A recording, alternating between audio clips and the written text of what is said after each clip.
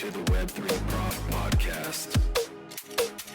Good morning and good afternoon, everyone. I'm here with Sandy Carter, who is the COO of Unstoppable Domains and the founder of Unstoppable Women of Web3 and AI. Sandy, thanks so much for being with me here today. Thank you, Jared. It's such a pleasure. I can't wait to get into our conversation today. So just to start things off, I'd love to hear a little bit of your story. What is your background from a work perspective, and how did you get into Web3? Yeah, so I've always been into emerging tech. I used to work at IBM, and I started the group. Actually, have patents for SOA, service-oriented architecture, which was the beginning of the cloud, if you guys remember the cloud. I also did AI back in 2013. Yes, AI did exist before ChatGPT at IBM. And then I left IBM and did a small AI startup and was recruited after I sold that company to Amazon Web Services. At Amazon Web Services, oh man, what a great company to work for. I was able to really help our customers see the future and all these solutions on the cloud. So IoT on the cloud, or, we were talking about AR, VR on the cloud, but also we started talking about blockchain. We had a lot of use cases. I worked a lot with the regulated industries, so banking and healthcare, public sector, and a lot of those folks were using blockchain pretty heavily. And so I went in to do a deep dive on that space and really fell in love with blockchain. I thought the technology was just really amazing and the value it delivered to users, right? Being able to own your own data, not having a single entity or company or country control it. And then I started looking to see how people were using it. Now, remember, Jarrett, these are all Web2 companies using it, right? Because I wasn't even into Web3. And so I write for Forbes. I'm a contributor at Forbes. And so I wrote an article about blockchain, and that blockchain work needed a digital identity. And hence I got connected to the founder of Unstoppable, who came and said, hey, we could do something with this vision. They were already working on it. And I ended up here at Unstoppable. So that's kind of how I started in the space, was really as I was working at Amazon, is being interested in it, studying it from a Web2 perspective, and then doing side projects on the Web3 side. And how long ago was this? I've been with Unstoppable for 3 years, so it's probably 4 years ago. I think I really studied it for about a year before I jumped in with both feet. And what was the perspective at that time? And maybe you have some insight now, even with your context in Web2. What's the perspective of Web3 from people who are working in the more traditional web space? I think right now AI has overshadowed every other emerging tech. So I think everybody publicly is speaking a lot about AI. However, I would say people also recognize there are gaps in AI as it is being done today. And a lot of that is, data again is coming up as like the key thing is data. And so I think there's a lot of use cases that are now popping up around decentralized AI, which is, of course, AI that uses blockchain. And so I think that's really a hot topic. In fact, I was just pulling together my schedule for Davos next week, which is a huge conference where you get, heads of state and countries and CEOs coming together. And I'm speaking almost every single day. And I think almost every day I have a session on decentralized AI, or how could you use digital identity in an AI world? So it's all about that combo of blockchain and AI. And I think that's where we're getting a little bit more traction. I think before, a lot of large companies weren't interested because owning the data for them is so valuable. Now that they see this use case popping up where decentralized AI is becoming so important, I think that's really making a big difference. Can you explain why decentralized AI is more attractive than centralized AI in its traditional form? So if you think about it today, as you're looking at AI, who do you hear about? You hear about Google, you hear about Amazon, you hear about Microsoft, you hear about all the big players. And why is that? Because today, a lot of the ability to create large language models is centered around the data, and they have a lot of data. And I think a lot of people are getting really nervous about, well, these models aren't accurate enough. So Jarrett, a lot of them will come out and say, hey, we're 85% accurate. Now, if you went to your healthcare app that was built on a large language model, and they said, hey, this is going to be 85% accurate, would you say, oh yeah, let's do it? You'd say, no, I don't think so. Supply chain company. I was just on the phone yesterday with a large supply chain company, and they're like, 85% accuracy means I lose $1 million a day. Not good enough. Right? And so the difference between that little 15% gap is the ability to use your own data, the ability to use some of that decentralized data. And so I think it is, as you look at it, I think that decentralized viewpoint, especially around the data, is going to be, part of what's so interesting about this new model of decentralized AI. Well, let me just pause there for a second. And then I have a couple of things too. Yeah, no, go ahead. I like what you're talking about here. I think this is really helpful. Okay. And so that's one of the big things that we'll be talking about as well. And then if you think about it, so the first change is this data ownership and then privacy as well, right? I think the second reason people think that decentralized AI is much more powerful is it distributes both the data and the computing power across a network. And so you're more resilient to, let's say, a cyber attack or a point of failure, right? Because blockchain can provide an immutable record of transactions. And so you've got more safety and more security. We're already seeing concerns for companies wondering if people are going to take their learning models, their large language learning models, and kind of reverse programming that or reverse data it to get their data. So I think that's another really interesting piece of it. And then, and I'll just keep going, bias mitigation, thinking about bias, as you talked about right up front, I'm the founder of Unstoppable Women of Web3 and AI. And the reason I like that group is not diversity for diversity's sake, but diversity gives you more innovation. Centralized AI models, there's all kinds of data out there that says that they inherit biases because that data set is limited. It's controlled by just a few. And therefore, if you are decentralized, you incorporate a diverse set of data and you can democratize the training too. So you can have more of a community-driven model. Also, there's more transparency and trust. If you think about centralized AI, sometimes it seems like a black box, right? Like, how was that decision made? But decentralized AI leverages blockchain to make sure that every transaction is logged, it's verifiable, it's trusted, there's accountability. And I think those are just a few of the reasons. Of course, centralized AI is super powerful, no doubts about it. But I see decentralized AI really stepping up the game. And how would I say it? It really represents a paradigm shift, right? Now control is distributed, trust is built into the system, and then innovation is really democratized. So I don't think it's just a technology statement, but really a more inclusive view of what this future could be. If you look at the landscape of decentralized AI right now, do you have any sense of what companies are leading the space, or maybe a sense of who to look for in the space in the future as this develops? Yeah, I mean, one company, Truth in Advertising, I'm on the board of them. They're Secret Network. Secret Network is what I'd call a privacy-based blockchain. And they've been doing a lot of work recently around decentralizing AI on both sides. Like, the other thing, Jarrett, that's really interesting about them is, with this new administration coming in, I think there's going to be a lot more use cases for blockchain and crypto.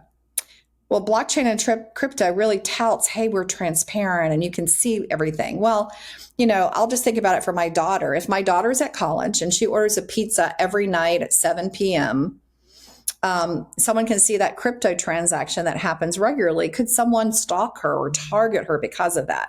So there are certain parts of data that you don't want everybody to see. your healthcare data. I don't know if you want to tell everybody your blood pressure here or your weight, probably not. So there are certain types of data that really should be confidential or private. And that's what Secret Network really focuses in on and leverages. Hedera. So I'm doing a panel with Secret Network, doing a panel next week with Hedera. Hedera's also been doing a lot in the space. They're backed by a lot of corporations. So like IBM, for example, leverages and uses Hedera with their AI system for a decentralized platform. And their build is being more of an enterprise level or enterprise capable solution. But there are also, there's tons of startups as well starting out. So there's a lot of people. If you go Google it or search it, you'll see tons of them that are out there. Those are two that just came to mind. I'm doing panels with both of them next week. Filecoin is another one. I've got a panel with Filecoin on decentralized AI. So I think it's a growing area, fast growing area as well. It certainly is getting the lion's share of attention right now in crypto, where in previous bull runs, we saw attention maybe around meme coins or around decentralized gaming or DeFi. It does seem like this is where the attention is spreading right now. The companies that you mentioned, do you know if they're building on Ethereum or Solana or private blockchains? I don't know. I could look it up real quickly, but I don't know off the top of my head. Yeah, no problem. I know they're each their own blockchain, but I don't know if they're built off or coming off of another layer one. I'm not 100% sure. Yeah, no problem. Let's talk about Unstoppable Domains. Can you just tell us about Unstoppable Domains and what is the value of the product that you guys are offering? Yeah, so Unstoppable Domains is a digital identity platform. And what that means is that it helps create a digital view of who you are. It is a domain that represents that digital identity. And let's stop for a second and just think about in the Web2 world, I've been a chief marketing officer before. Part of my branding or digital identity for a company is through a domain, right? IBM.com. Anytime I want to learn something about IBM, I go to IBM.com. So essentially that domain has become your identity, right? It could be pinkbite.ai, whatever it is, that becomes part of your company's brand. So if you think about Unstoppable, we're trying to bring the company piece over, but introduce a personal branding piece too. Who are you? What do you stand for? And so our company, we deliver a personalized digital identity for you, either on your real name or, I have sandycarter.crypto. I also have pinkmamba.pudgy. So, I've got several different ones that are linked together. Now, what can you do with it? Well, it first of all lives on the blockchain, which means that I own it. And I also now can store data inside of it. So I might store things like my wallet. And what does that do? That enables me to transact with it. So I could take sandy.crypto and I can buy something. In fact, I just did this in Vegas. If you go into stores in Vegas, many of the stores in Vegas, they accept Bitcoin or they accept crypto. I was in Lisbon, going to dinner, and they have like a sheet. Almost, they bring you out this piece of paper, and they're like, "Which crypto do you want?" All the cryptos are listed, and you can pay in any crypto you want. It's super cool. I just went down to Austin, Texas, and I went to the little ATM machine. I needed cash for something, believe it or not. So I went to the ATM, and they had one there. They said, "Do you want to change any of your money into crypto?" So we're starting to see this become more and more popular. And anybody who's been in crypto knows that a crypto wallet address is 21 characters and digits. You can make a mistake very easily. So, what Unstoppable does is it gives it a human readable name so that you can do those transactions. We do about 10 million resolutions every week, taking like a sandy.crypto or a Jarrett. Let's say NFT, taking that to a wallet address and back again. So that's really the number one use case, but there's other use cases too. For example, with this idea, is this likened to having a URL, and where does this set security? Like if your daughter is buying pizza, like you said, with, her name, and that allows trackability or traceability, how does this affect maybe her privacy and identity?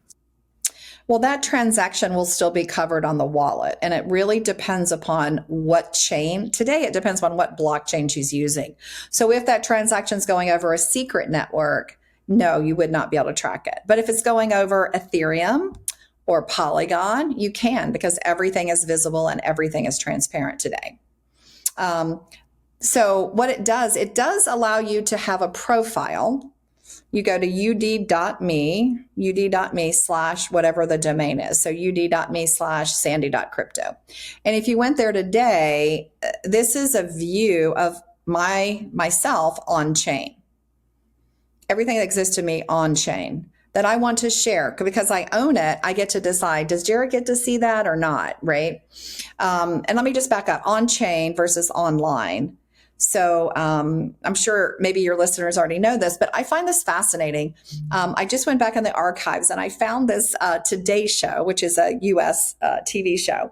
And they spent 30 minutes explaining online. What did it mean to be online? Now, of course, we all laugh, right? That's the first thing you did. You started laughing because we're like, of course, like being on the internet, who doesn't know what that is? But it had just started and people were like, I don't know what that is. And so we're starting to see the same thing happen with on-chain. People are now talking about, is your identity on-chain? Is your real estate on-chain? Is your ticket on-chain? Is your diploma on-chain? And all that means is that it lives on the blockchain. So it's a distributed source. It's really going to change the nature of the internet. Even down to, I was looking back, a lot of people used to do on-line. When it started, not online, not one word. And actually the dictionaries changed it to one word after people started using it so much. That's amazing. And you're already starting to see that with on-chain. When on-chain first became known, people were doing on-chain. And already it's on-chain, one word, on-chain. And so this is a profile that exists on chain for you. In that profile, you can have, your different communities that you're part of. I might be part of your class, Jared. You just told me you teach a class on crypto. You could set up a community for your class, and then they could communicate encrypted through their domain names. They could communicate with you, but you'd have to have a token to get into that group, right? A token is just a symbol that you belong to a group, that you're part of something. So I think there's so much power in having a digitized identity. And I think we're only just starting. I was just in New York with a group of healthcare companies, and they're looking to digitize a lot of your healthcare records and place those on chain. Just imagine the power. I did not realize this. I actually went to Brazil. I ended up breaking my femur in Brazil, and getting my medical records to me took 72 hours. 72 hours. They wanted to do immediate surgery on me. They couldn't, because they couldn't get my medical records. Wow. And what I learned from that experience is, in many places, I wasn't allowed to get my medical record. Now, this data is my data. Like, it's about me. Yeah, and you would think it's your data. You think it's your data. It's a good point. Yeah. But they would only transfer it to the hospital. Like, they wouldn't give it to me. Anyway, I just learned a lot about that. So these companies are now trying to digitize that data so that you have it all. Not only could you, then give it to a doctor if you needed it on the spot, but also they taught me that most misdiagnoses today that occur because the doctor doesn't have access to all your data. So maybe your allergist didn't send his in, or your dentist, or somebody didn't send the data in. And because you don't have access to that data, now you may make a wrong diagnosis. So anyway, there's so many values here. And I could go on and on, tickets to prove that you went somewhere. Oh, the diploma. This is a really fascinating one. So if you look at, LinkedIn today. Let's just take LinkedIn today. And you go out to that profile. You can go up there and you can say, oh, look, Sandy went to Duke. She went to Harvard. But how do you know I really went to Duke and Harvard? I told you I did, but nobody goes through and checks that. There's no verifiable credential. right? And so what we really want to do is we really wanted to have something that's verified. In fact, people do too. And this is really important. I just looked up on ChatGPT yesterday, or maybe it was Perplexity. 30% of people on LinkedIn who were listed a college never went to that college. 30, I mean, that's not surprising, is it? 30, well, it was to me. Like, would I ever do that? No, I would never do that. So anyway, it's just fascinating. And so I could go on and on and on, Jarrett, with all these use cases where having your own digital identity is so critical to you and who you are. Just like for a company, like, would you start a company today and not have a website? No, you wouldn't. No company would. And so I believe that in the future, in the very near future, you're going to have your digital identity. It's going to exist on chain. And that's going to be like your kind of place of truth as you move forward. I mean, the idea around university diplomas or kind of any certification, really, like, it's so easy to make claims on this. And yeah, if 30% of people on LinkedIn are making false claims of where they went to school, I mean, it certainly has a positive impact on your career if you make a claim that you went to either Harvard or Duke, right? And so how does an employer verify these things? And to have, your university diplomas on chain is pretty remarkable. And I've seen use cases, interestingly enough, coming from developing countries when students are trying to transfer into maybe Western universities. The verification process that they actually like graduated high school or have the English literacy that they need to have or whatever it is very questionable in so many situations. And education fraud is a big business, and so this may solve a significant problem globally, which is a pretty compelling use case. Yeah. The other interesting thing is yesterday I was being interviewed, and I was talking to a reporter about this, and he said, Sandy, I also have my own media company. And do you know, somebody just pointed out that if you go on LinkedIn, there are 10 employees in my company. He said, I only have 5. He said, so I reported the 5 who said they worked for my company to LinkedIn, and they still haven't taken it down. He said, it's my company. Interesting. And people, yeah. And so I thought that was interesting too. Yeah. Like, it's just fascinating, right? That people would lie about that and put it on something that's so important, right? People are looking at it. I've never thought about that one. Sandy, I might make some claims that I work for you soon. That's right. You just don't know. And so it is fascinating. He was the first one that's ever told me that, but I'm sure it happens. Like, I know big companies must have that. Like, people say, oh, I work for Microsoft, and maybe they don't. Of course. But again, there's no way to verify it on a Web2 profile. I mean, you see that all the time in people's Twitter profiles or on LinkedIn, like ex Google, ex Amazon, ex all this, and it immediately in many circles elevates that person above, but there's no appropriate way to verify that unless you're going to call and you're going to get Google on the phone and they're going to be like, yeah, so and so did or did not work here. They're not going to pass you that information, and it is very difficult to verify these things. It's making me rethink my life, Sandy. Well, I'm hoping your students will, because I know you said you have a lot of your students who listen, but I know your podcast is now broader.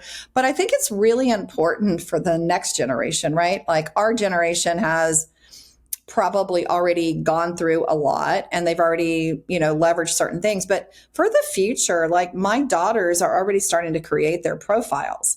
I think this is really important that you start early. Like, you're starting, like, you're one of the first who can really make this happen and showcase the value.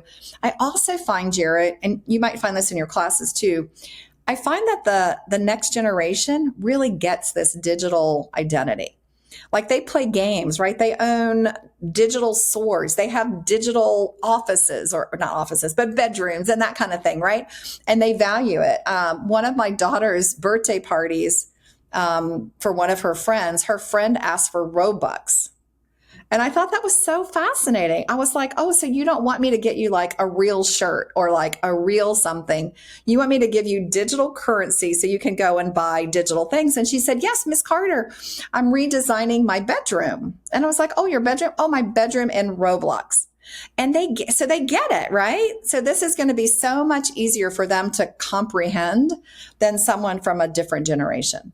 Yeah, like my kids are in elementary school age, and I'm sure that if they got a Robux gift card, they would be more excited about that than probably nearly any gift, because it's something that's so desirable for them. And maybe the desire partially is, because we limit the exposure to this as much as we can, but it's such a part of their life that's important to them, and kind of like being cool amongst your friends in whatever kind of gaming metaverse you're playing around with is really important. And there's no question that's certainly going to play out as this generation continues to age into modern society and contribute to the economy. I'm not surprised to hear that about your daughter, right? But it's certainly not something I can relate to. Yeah, you know what's interesting too? I will tell you, I'm an adjunct professor at Carnegie Mellon, Silicon Valley. And I walk the students through setting up their own digital identity, getting their own crypto wallet.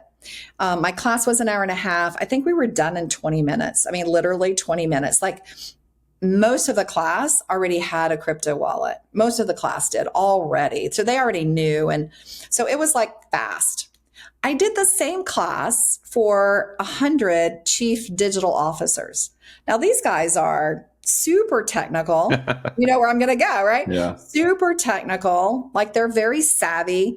And after an hour and a half, I would say 60% of the class still did not get it. I had to do a second class. So it took me 3 hours, what it taught me to teach my students at Carnegie Mellon, Silicon Valley, in 30 minutes.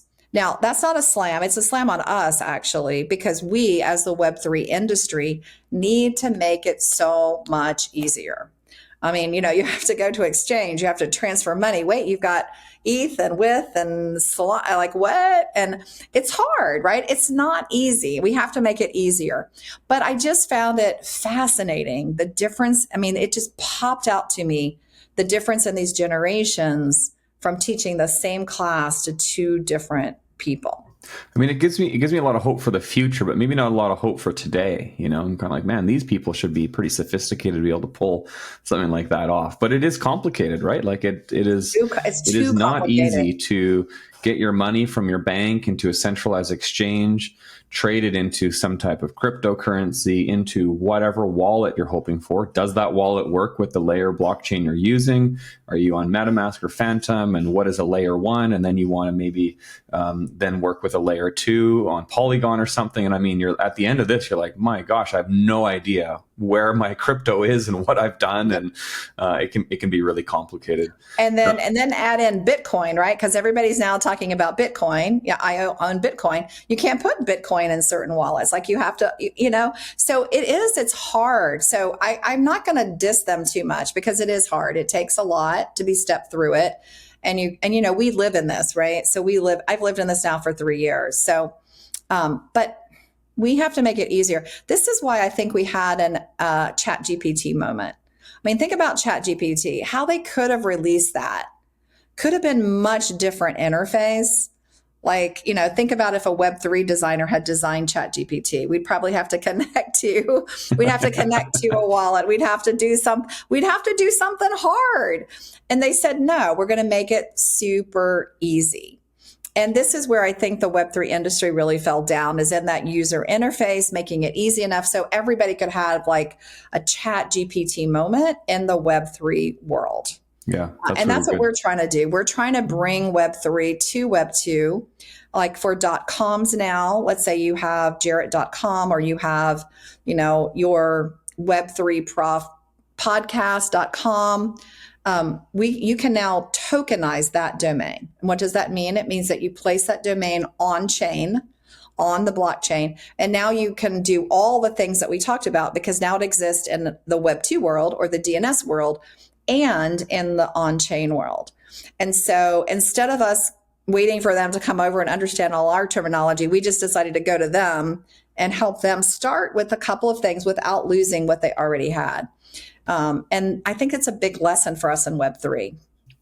Yeah, that's great. I mean, and I've done exactly that. Like I have the Web3prof.sol. I'm mostly on Solana, and having that wallet address makes it easy for people to send me cryptocurrency if they owe me for some kind of service. Which leads me maybe to my next question. So when we look at the transfer of value online in crypto, obviously one of the challenges is spoofing and human error. So maybe you can explain a little bit about how Web3 domains reduce the risks like spoofing or like human error when interacting anywhere on DeFi or any crypto transactions, really. Yeah. So, one of the biggest things that when I came into the space, people were like, oh man, I got rugged. And it was almost like this badge of honor. Like I got rugged. Like I sent money to a wrong account. Somebody took my money. And it was like, yeah, I've been rugged. So I'm in the game. That's horrible, right? Like who wants you to be rugged, lose money to be in the club? That's a horrible thing. And so one of the first ways that we help with this is that if you think about the way that you transfer value, transfer crypto today, typically you have to either type in a 21 set of digits and characters, or you have to copy it and then you have to put it in, but it's still a bunch of numbers. I've had people, accidentally delete a number or a character, or accidentally write over like an M with an N and send money to the wrong place. And so with a domain, all you have to do, just like a website, for those of you youngsters who don't know, you used to have to type in 129.76 et cetera, to get to a website. You didn't type in Amazon.com. And so we're doing the same thing here, except the risk is higher here. Like in the online space, you would just go to a wrong website. So you just rekey it, you get to the right website. Here, you're actually sending money. And so you really don't want to lose your money. And so the easiest way to do it is send it to Jarrett.crypto. And then he's got the money. I think that's so much of an easier way, and it really helps make our industry more friendly, and it stops a lot of the rugging as well that's out there. The second thing that we've done is we've created a wallet. We call it the Light Wallet. I would also maybe rename it like a Web2 wallet, because what we did is we don't have a seed phrase. You have an email and a password. You do get a recovery kit, which, if you lose your Phantom, what you use Phantom for Solana? Yeah.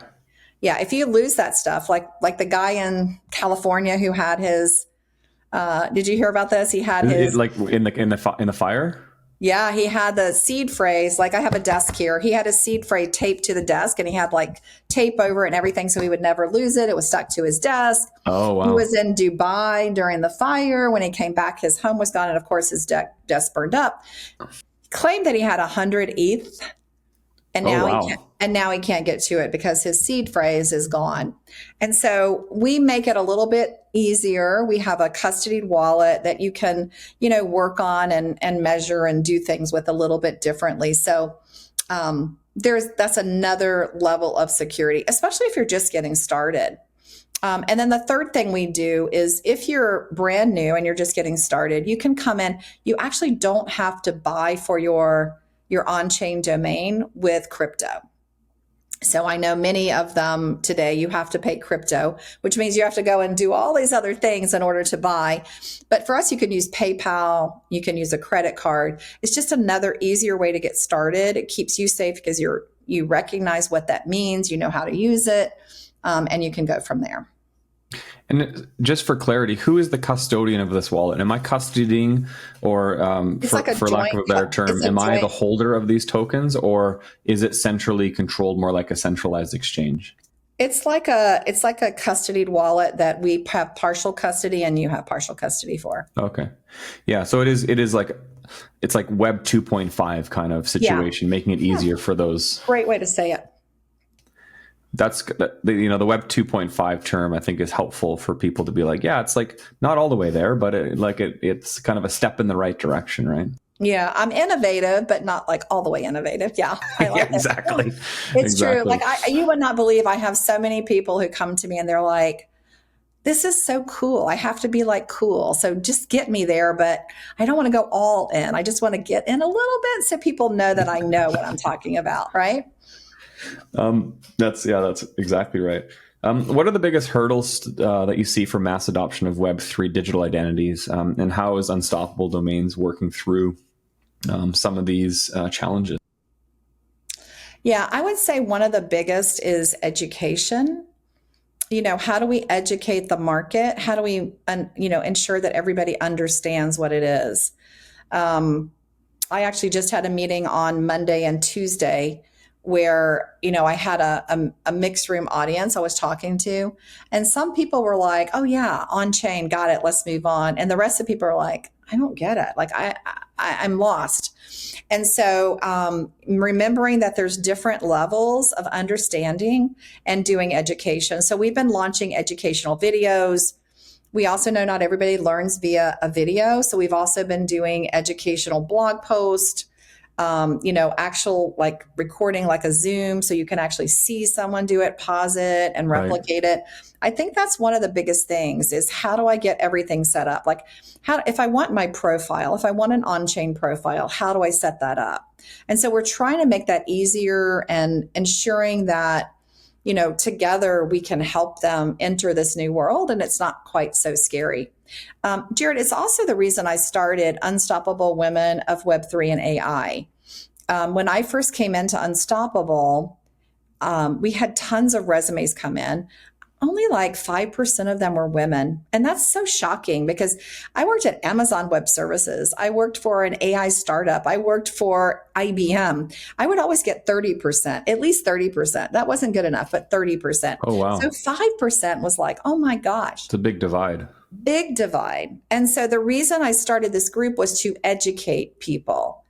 And what I found was that women are less likely, for whatever reason, to jump into a new technology.